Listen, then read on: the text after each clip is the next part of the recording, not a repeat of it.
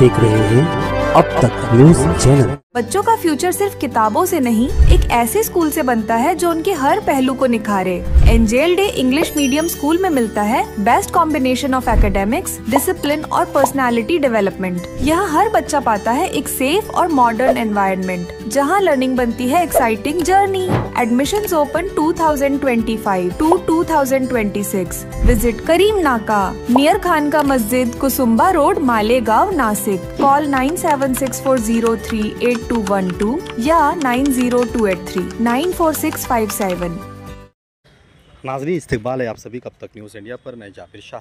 नाजरीन, आज मालेगांव शहर उद्धव बाड़ा साहेब शिवसेना पक्ष और खासदार संजय राउत मालेगांव रेस्ट हाउस में पहुंचे, जहां उनकी 1 बजे मीडिया के साथ बातचीत थी, प्रेस कॉन्फ्रेंस थी।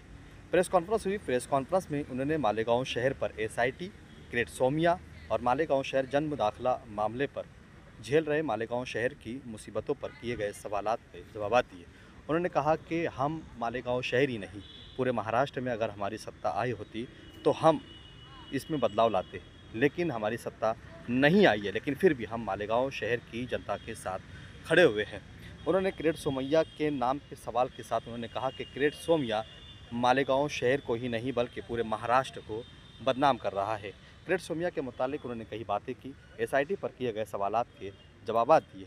तो वहीं मालेगांव शहर की खासदार शोभा बच्चाओं को वोट देने के बदले मालेगांव शहर क्या झेल रहा है, इसके सवालात के जवाब भी क्रेट सोमैया के सवालात के जवाब और बच्चाओ, इन सभी सवालात के जवाब देते हुए संजय राउत ने स्पष्ट अपनी भूमिका यहां पर बताई है। और हम आने वाले स्थानिक स्वराज्य संस्था मालेगांव महानगर पालिका के चुनाव और बाकी चुनाव की रणनीतियों के लिए दौरे पर निकले हुए हैं, जहां हम कार्यकर्ताओं से संवाद कर रहे हैं और होने वाले महानगर पालिका, कॉरपोरेशन, ZP, ग्राम पंचायत के चुनाव पर भी रणनीति तैयार कर रहे हैं। इसी को लेकर उन्होंने प्रेस कॉन्फ्रेंस की है। आप तक पहुंचाते हैं कि संजय राउत ने मालेगांव के सवालों पर क्या जवाब दिए हैं।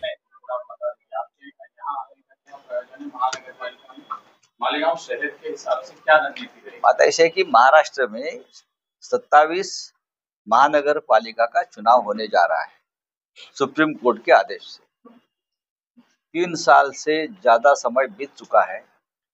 महानगर पालिका में लोगों की सरकारें नहीं है, नगर सेवक नहीं है, कॉर्पोरेटर्स नहीं है, तो इतना भ्रष्टाचार हर महानगर पालिका में प्रशासक के माध्यम से बढ़ गया है। तो मुझे लगता है कि अच्छा मौका है लोगों को अपनी एक सरकार बनाने की। छोटे छोटे बॉडी होती है सत्ता में, तो हमने ये तय किया कि पूरे महाराष्ट्र में जहां जहां महानगर पालिका के चुनाव होने वाले हैं वहां जाकर हमारे कार्यकर्ताओं के साथ चर्चा करें और उनकी जो मन की बात है कि किस तरह से चुनाव हमको लड़ना है, अकेले लड़ना है या महाविकास आघाड़ी के माध्यम से लड़ना है, ये हमारे लोकल बॉडी तय करेगी।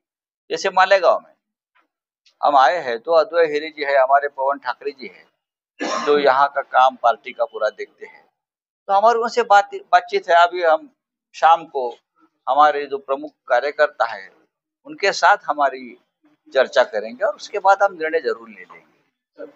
दूसरी बात यह है कि मालेगांव शहर में लोकसभा के इलेक्शन के टाइम पे पूरे राज्य के हिसाब से मालेगांव में 2 लाख वोट कांग्रेस के उम्मीदवार को दे दी गई। उसके बाद से हम पर आरोप लगा कि ये वोट जिहाद है, फिर लगा लैंड जिहाद है, और उसके बाद में अभी जन्म दाखिले का एक जो मामला चल रहा है रोहिंग्या और इसका, लेकिन इस लोगों ने इतना बड़ी वोट दे दी। आपके खासदार खामोश है, आप खामोश है, आपके लीडर खामोश है, यहाँ तक कि उद्धव साहब इस देश में अगर कोई जिहाद कर रहा है तो भारतीय जनता पार्टी का जिहाद चल रहा है।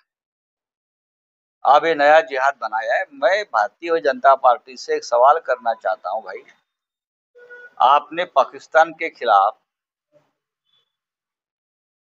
युद्ध छेड़ा था, फिर ट्रंप ने आपका गला दबाया और आप पीछे हट गए। ये एक राष्ट्रद्रोह का मामला है। आप उसके बारे में आप उसके ऊपर से ध्यान हटाने के लिए रोहिंग्या लाते हो, ये लाते हो, वो लाते हो। जो है, अगर कोई गलत आदमी यहाँ रहता है तो आप उसको निकाल दीजिए। किसने कहा है कि उनको रखो? लेकिन आपने जो देश में जो गलत काम करना शुरू कर दिया, जो एक्सपोज हो गया है पाकिस्तान के बारे में। कल chief of defence Anil Chauhan ने कहा ना हमारे कितने जेट गिरे हैं, उस बारे में आप क्यों नहीं चर्चा करते? उसके लिए कौन जिम्मेदार है? लेकिन ये किरीट शो में आएगा और कोई आएंगे, मीडिया वाले उनके साथ घूमेंगे। इस प्रकार की खबरें आप दिखाना बंद करो। ये ढोंगी लोग है, बोगस लोग है ये बीजेपी के लोग। अब घर घर में सिंदूर लेके जा रहे थे। ये क्या वन हस्बैंड वन सिंदूर का नया प्रोग्राम लगाया क्या?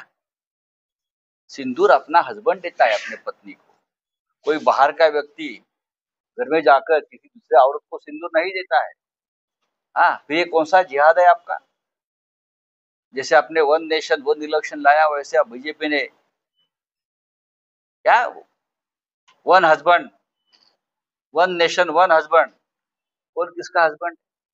उस बारे में भी मीडिया ने उनसे सवाल पूछना चाहिए। Thank you. बोलिए ना, मैं सुन रहा हूँ।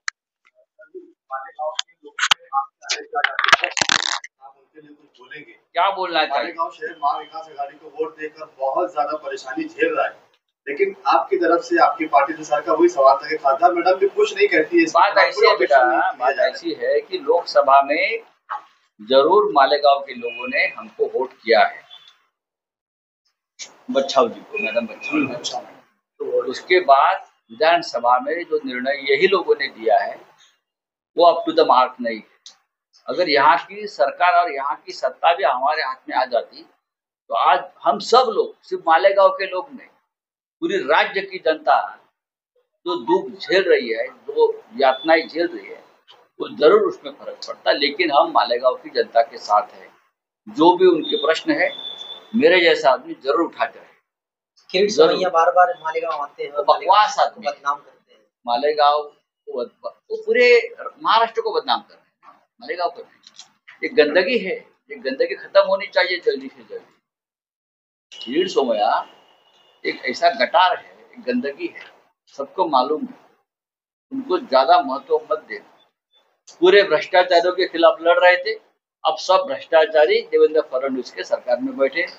जाओ वहां जाके बात करो, मंत्रालय के सामने आंदोलन करो, बैठो वहां मंत्रालय के पायरी पर जाकर बैठो ना।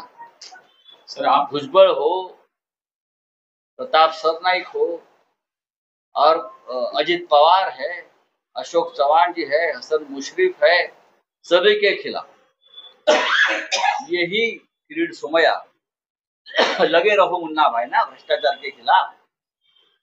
आप जाओ, आप उसके हाथ में कुछ बचा नहीं है, तो ये नए नए शगुफे निकाल रहे हैं। ठीक है, थैंक यू।